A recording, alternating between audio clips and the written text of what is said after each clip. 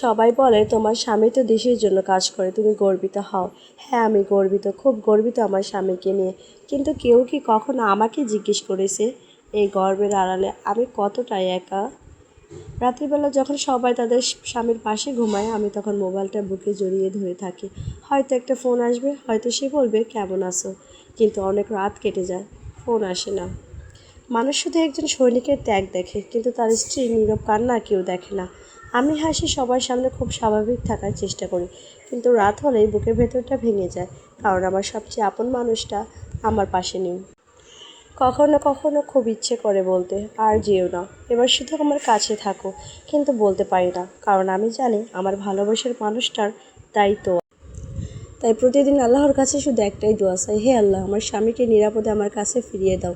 আমি আর কিছু চাই না, শুধু তাকে চাই। মানুষ বলে একজন সৈনিক দেশের জন্য যুদ্ধ করবে, কিন্তু কেউ জানে না তার অপেক্ষায় থাকার স্ত্রী প্রতিনিয়ত তার চোখের পানির সঙ্গে নীরব যুদ্ধ করে। কারণ স্বামীর জন্য অপেক্ষা করার প্রতিটি স্ত্রীর বুকেই লুকিয়ে থাকে হাজারটা না বলা কথা। মাই হিরো, মাই